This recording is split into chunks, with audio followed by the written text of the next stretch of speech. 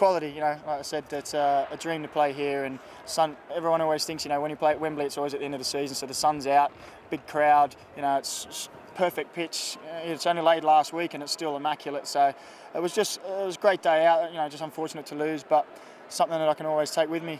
Not many people get to play here, so it's good.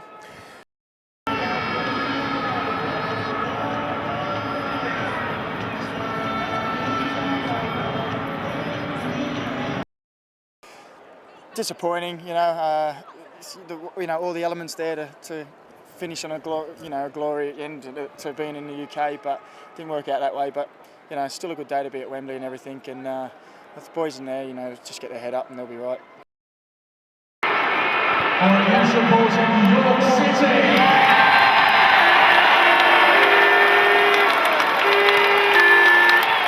Oregon. Yeah, Daniel called me in April and said, you know, I'm playing in England, and he actually said it was 7:30 in Australia time, and he said, mate, it's minus 4 degrees. He said the rain's coming in horizontal. He said, I can't do it. I've been away for 10 years, mate. You know, I said I can't stand this anymore. I've got to come home. And then Ferguson called him, and it was like happy days. You know, he said, I'm coming to Queensland.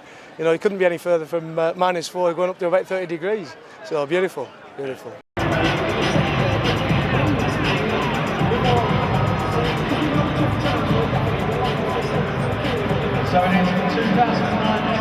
There's probably a lot of people in Australia who don't know who I am, because I'm not, you know, I'm not your Harry Kewells and your Mark Vidukas and all that kind of stuff. But it gives, you know, guys. In the past, Australian players always wanted to leave and go overseas, but now there's actually a good level where they can come through and then they can make their move to go overseas. So we're not missing out on the talent in Australia now, where they actually can play in Australia before they leave, and I think that's a good thing. Cool.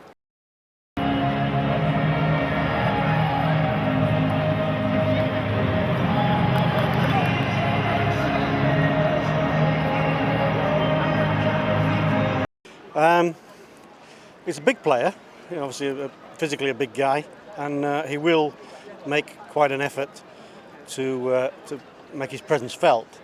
Unfortunately, but we are sad to see him leave. I think he's proved recently that he's been a decent player, and hopefully he'll have a great career down in Australia, because we will miss him. And To see a hard physical player. Plays a lot on his own up front, but he'll work well off with Robbie Fowler. William.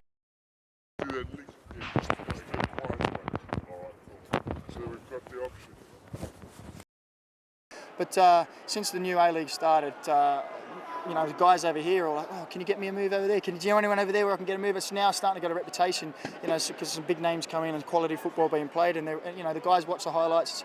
It's a good standard over there, you know, it takes them by surprise. So no, it's really good now that there's A-League's kicking off and it's getting some good crowds, and it's really getting what's the word? It's building a profile over the rest of the world. Gold Coast are talking it up. For Daniel McBreen, it was almost a fairy tale ending to a journey that's not as glamorous as it seems. Having become one of the few Australians to have played in a cup final at Wembley, he's now focused on life at North Queensland alongside boyhood idol Robbie Fowler. For Daniel McBreen, it was almost a fairy tale ending to a journey that's not as glamorous as it seems. Having become one of the few Australians to have played at a cup final here at Wembley, he's now focused on life at North Queensland alongside boyhood idol Robbie Fowler.